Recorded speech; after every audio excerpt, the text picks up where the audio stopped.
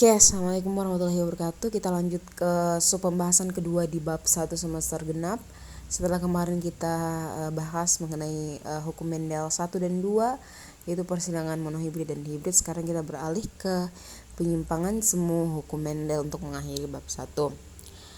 Oke, penyimpangan hukum semu hukum Mendel yang pertama itu disebut atavisme atau interaksi gen.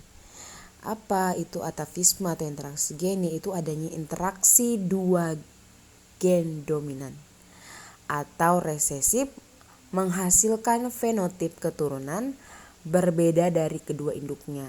Ya, contohnya bentuk vial pada ayam.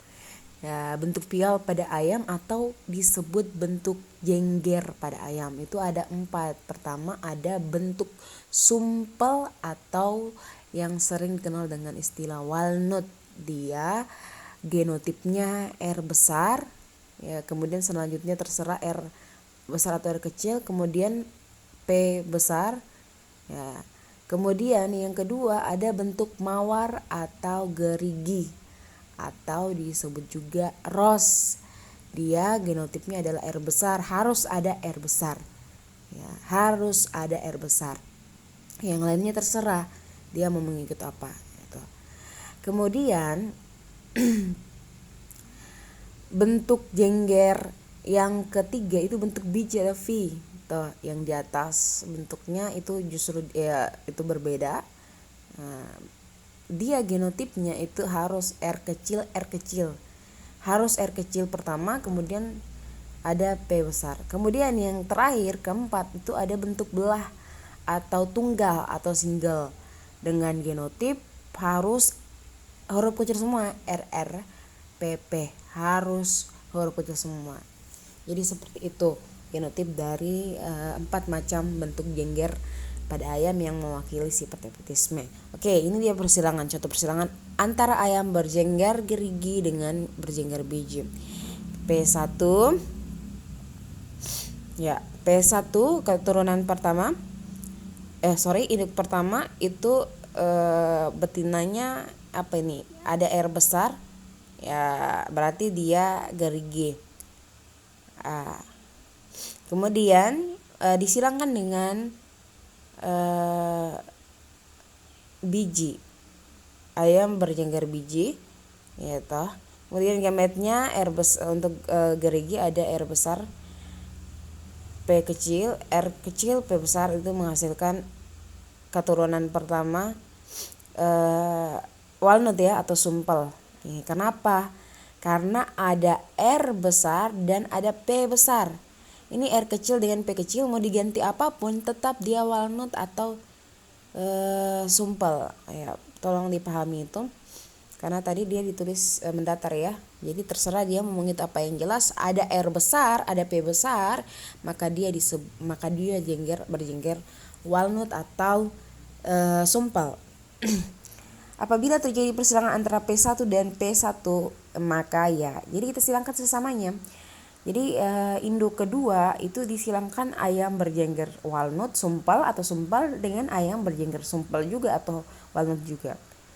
Ya, hasilnya gametnya menghasilkan gamet masing-masing 4 yang sama. Kemudian sisa kita seperti persilangan yang sudah saya jelaskan minggu lalu, seperti sisa kita buatkan dia tabel untuk mempermudah menentukan perbandingan F2-nya.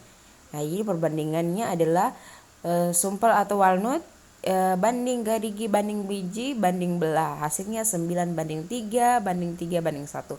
Oke, nanti saya kasih contoh. Kita beralih ke kedua, kriptomeri. Ya, apa itu kriptomeri? Itu salah satu penyimpangan semu hukum Mendel di mana tersembunyinya gen dominan jika tidak berpasangan dengan gen dominan lain.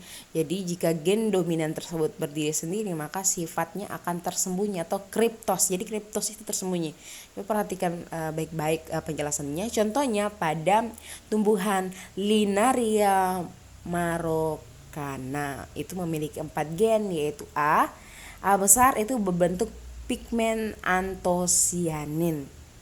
Ya, A besar terbentuk pigmen antosianin, sedangkan A kecil tidak berbentuk pigmen antosianin. Ya, ini soal warna ya. Kalau antosianin dia mengekspresikan warna ungu, kalau tidak berarti warna putih. B besar itu protoplasma basah, dan B kecil protoplasma asam. Saya kira kalian sudah paham mengenai protoplasma.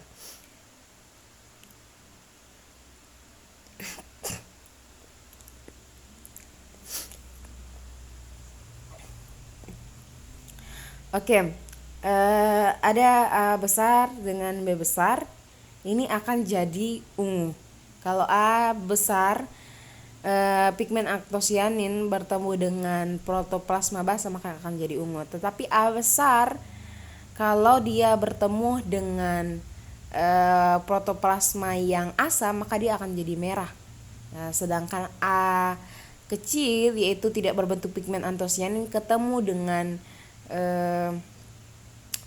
B besar maka dia putih. Begitupun juga yang A besar, A kecil yang tidak berbentuk pigmen antosianin ketemu dengan protoplasma basah dia juga putih.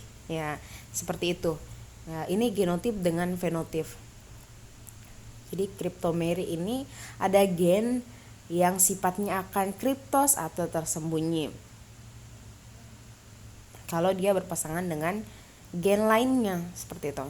Kita lihat contohnya persilangan Linaria marocana berbunga merah ya, galur murni dengan berbunga putih juga galur murni.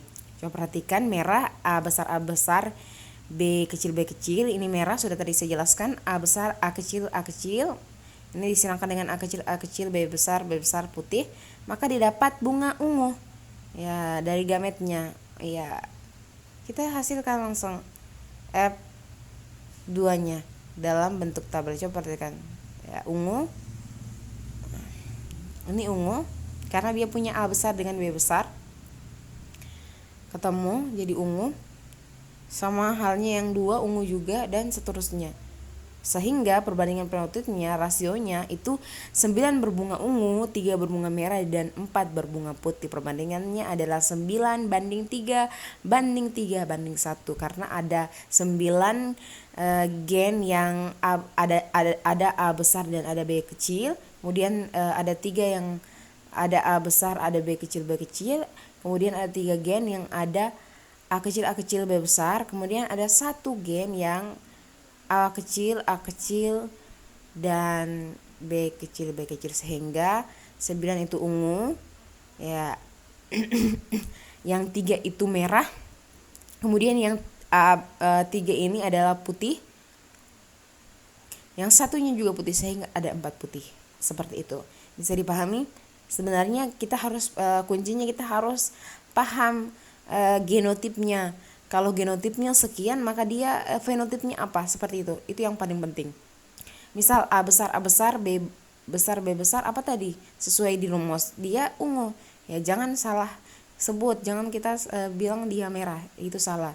Kecuali sesuai rumus. Kemudian penyimpangan semu yang ketiga adalah epistasis dan hipostasis.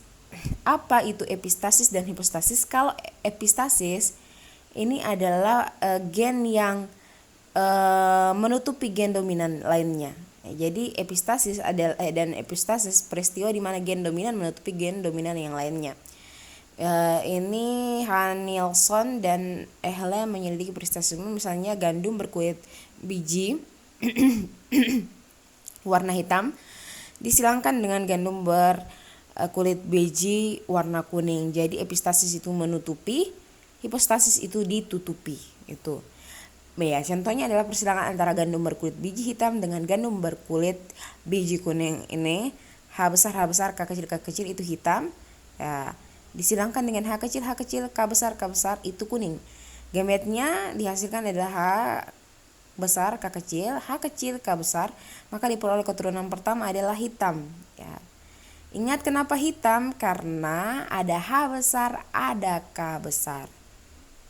Kenapa? Sifat K kecil ini epistasis, H besar epistasis kepada K. Ada K besar kuning, ada, kita tidak mungkin menghasilkan hitam kuning, tidak. Tetapi K besar ini dia sifatnya hipostasis terhadap H besar. Paham maksud saya? Ya, nanti kalian tanya. Kemudian dia akan disilangkan sesamanya, maka diperoleh gamet pada kolom. Ya, ada berapa keturunan? Ada 16 keturunan. Ya, dengan perbandingan fenotip 9 banding 3 banding 1, perbandingan genotipnya itu 9 gandum berkulit biji hitam, kemudian 3 gandum berkulit biji hitam juga, ya. Kemudian ada 3 gandum berkulit biji kuning. Ya, kenapa K besar? Ada K besar sini, hanya kecil. 1 gandum berkulit biji putih. Ya, itu perbandingan genotipnya. Sedangkan perbandingan fenotipnya 12 banding 3 banding 1. Kenapa? Karena hitamnya itu dihasilkan ada 12, kemudian kuning itu ada 3, dan gandum berkulit biji putih itu ada 1. Ya. Artinya gen H epistasis, dia menutupi. Gen K yang sifatnya hipostasis tertutupi. Jadi saya ulang, epistasis itu menutupi, hipostasis itu tertutupi. Oke. Kemudian ada yang keempat, penyimpangan semu hukum Mendel yang keempat ada polimeri, yaitu sifat yang muncul pada persilangan heterozigot. Jadi ada 2 sifat, ya, disebabkan antara 2 atau lebih gen yang menempati lokus berbeda. Ingat, lokus itu lokasi gen, tetapi memiliki sifat yang sama. Contohnya persilangan gandum berbiji merah dengan gandum berbiji putih. Coba perhatikan, di sini ada contoh merah, dia disimbolkan dengan M1 M1, M2 M2, huruf besar semua. Kemudian disilangkan dengan putih, gandum putih berbiji putih, itu apa? Huruf kecil semua, sama M1 M1 M2 M2, tetapi huruf kecil semua.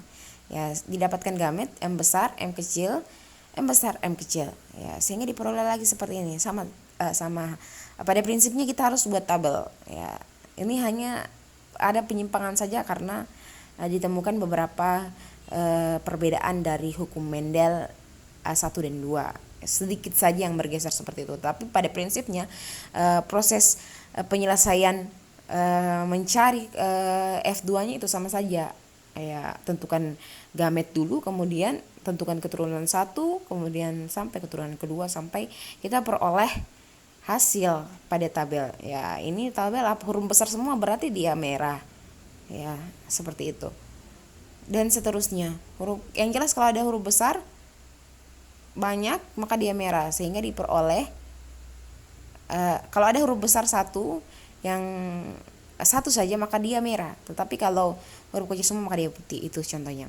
Kemudian yang kelima ada gen komplementer. Penyimpangan semu hukum Mendel yang kelima itu ada gen komplementer, yaitu gen-gen yang berinteraksi dan saling melengkapi. Jika salah satu gen tidak hadir maka pemunculan suatu karakter akan terhilang atau tidak sempurna. Ya, contohnya pada pigmen yang terdapat pada bunga Lathyrus adoratus, itu bunga yang di samping ada gambar. Ini hampir sama tadi dengan yang komplemeri. Ada 2 gen yang berinteraksi dengan menemukan 2 pigmen. Gen C besar itu menimbulkan timbulnya bahan mentah pigmen. Gen C kecil tidak menemukan pigmen. Gen P besar menemukan enzim pengaktif pigmen. Jadi ini soal warna lagi kalau soal kita berbicara soal pigmen. Kemudian gen P kecil tidak menumbuhkan enzim pengaktif pigmen tadi. Oke, individu yang mengandung faktor C besar tanpa faktor P besar akan berwarna putih. Paham maksud saya? Dia ada C besarnya tetapi tidak ada P besarnya, maka dia akan warna putih.